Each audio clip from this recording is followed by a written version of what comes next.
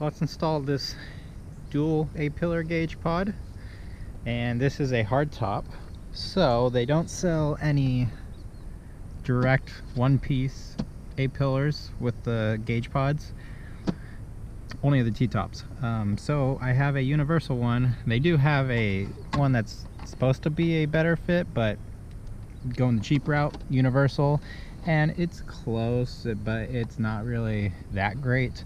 So what we're gonna do is pull this A-pillar all the way out and then get this final fitted installed. So somewhere right about there is how we're gonna end up with it. Step one is to remove the weather stripping here, because there are screws underneath here holding that pillar in.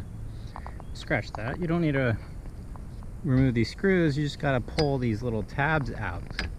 Okay. And this is like a channel, I guess. Feels plastic, I guess, so it doesn't rust. Okay, well, pulling this all out, and I'm sure it's gonna be pretty tight over here. So I got it positioned roughly where I want it. I know I want it down as far as possible, basically. And there's one spot right about here where it seems to fit the closest, and it's not horrible, although I would like it a little back towards the middle a little bit, but the gap gets bigger. So what we're going to do is use a heat gun, heat it, press it down, heat it, press it down.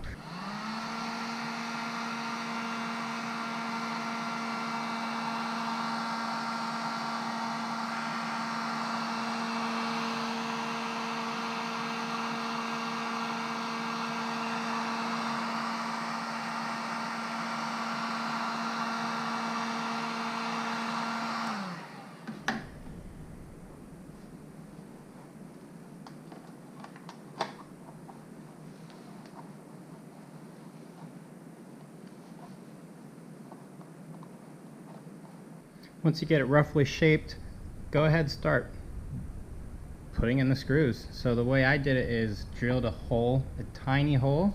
Start that hole first, and then you can thread in these self-tapping screws. My fitment is pretty decent. We'll heat it one more time to perfect that, and we're looking pretty good right there. Make sure when you do these corner ones that you do it at an angle, because we want the screw to pull and stretch the material. That way it gets a nice flush fit. Here we have a AM wideband gauge. So let's get this unboxed and installed. Got it loosely installed. You can kind of see the general idea of what it's going to look like. And so we're going to do a wideband, and then we're going to do a boost. I'm not sure yet if I want to do wideband up top, boost down below, or boost up top, wideband down here. Working on this mess here. So shoving in, here's our boost gauge that came in. We got power and ground, and then a vacuum source, just using what's supplied. I'm not going to use the brackets to secure it in here, mostly because they don't actually fit. I'd have to modify them, but they're in there pretty good. I don't think we're gonna have a problem. So let me get this fish back in and secure it in. We can throw this in the car. Quickly realized I need to tuck these wires in. One, if I don't, they'll show, which I don't think looks good at all. And two, the panel really won't go in without pinching these wires unless we tuck them in. So this gap in the dash here does have an opening from here all the way to the bottom. Now I took off the dash panel right here to give me a little bit of room to see what I'm doing, but it's a very, very tight fit. However, we got it in. So I had to unplug the wiring for the AFR and run it in from the bottom up. So that's this right here. And then for the boost gauge, I just got the vacuum line in. I had to go down because I've already attached it to that. I'm not gonna mess with that. Now my power ground here are too short, so I'm gonna have to extend this. And yeah, so I don't know what I'm gonna use for power yet. Probably gonna use a fuse tap here, but I'm gonna extend it plenty long so I can make that decision later. So got the gauges in. I think they look good. This snapped into place, no problem.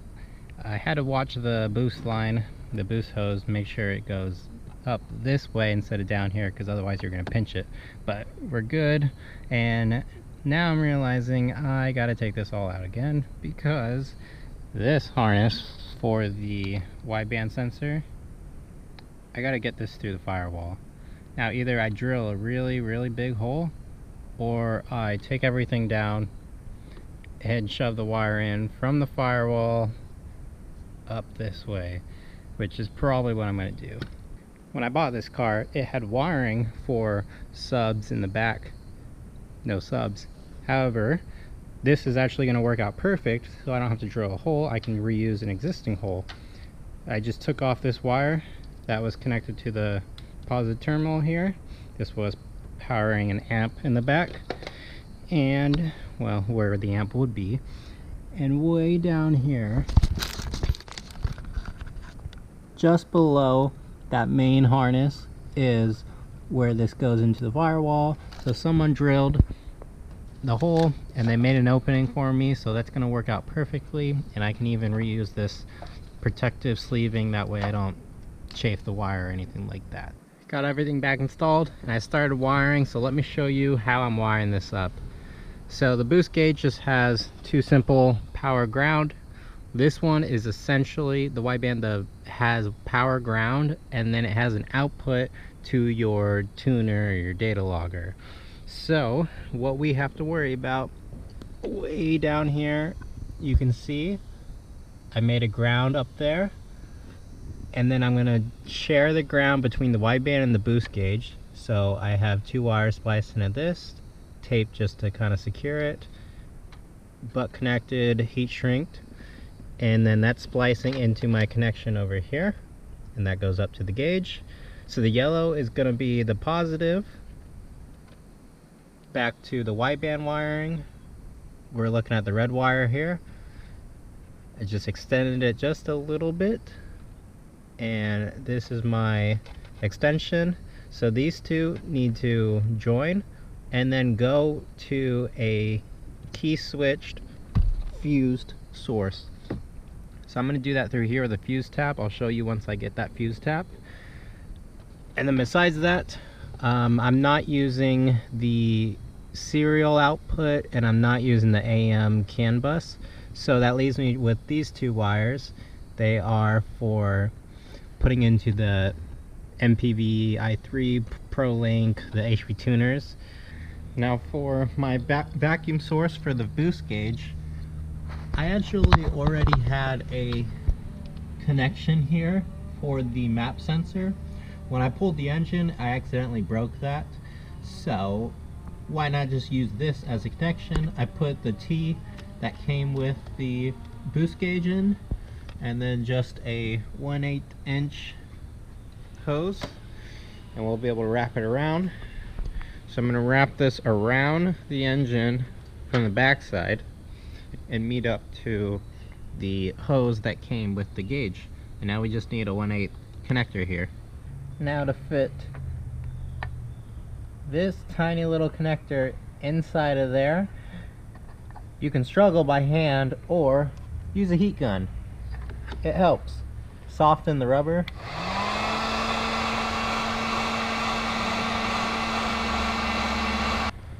And let's see if we can slide it in now. Yep. I'll do the same to this rubber.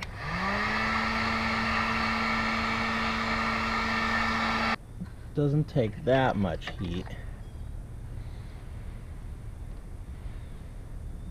And just like that, we have a connection. Now for installing the wideband, it does come with a bung.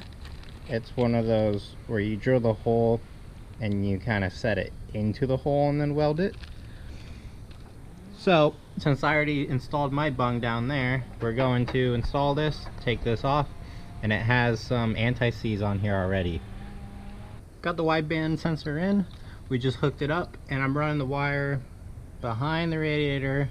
The harness plugs in there. We'll secure it up to this, but I'll do that once I do a bracket for the radiator and fix my power steering cooler down there. But it's going to tuck down there, my wire kind of hidden, and here it is into there. So at this point, all we got to do is finish wiring up the gauges. Now the way I'm going to get power is with a fuse tap, one of these. So you unplug a fuse, put the original fuse in the bottom slot, put your new fuse in this slot, and then this circuit here is protected by this circuit, and it doesn't interrupt what was there. You just plug it in like any old fuse, bam, you're done. So to do this, I'm going to use the gauges fuse because I've tested this. Gauges only gets power when the key is in the on position, exactly what we want. The other thing you could do, GM was handy enough to leave this ignition terminal open. They also have a battery and accessory one. So these 3 terminals you can use for aftermarket items like a gauge. And someone actually did that for that sound system that I was telling about. And to do that, you put a standard ring terminal and you just plug it in there. And then it is fused. The ignition one is in the same circuit as the gauges, so it does have a 10 amp fuse, but you are going to want to do an inline fuse if you do go that route, just to be safe. And that's what it looks like all installed. Wires tucked nicely, and I can actually close this still. It's tight, it's definitely touching, but it did close, so sweet.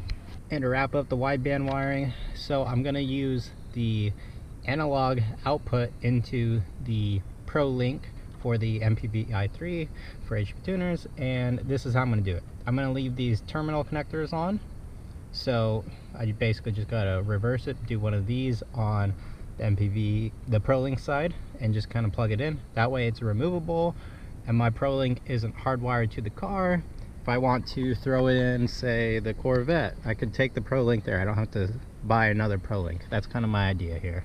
Battery connected, and as far as I'm aware, everything's hooked up. We should have some gauges. Turn the key in the on position. Yeah, there we go.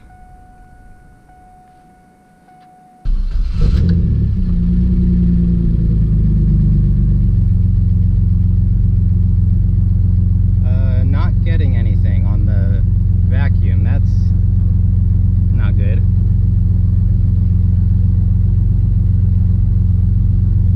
And that can't be right either.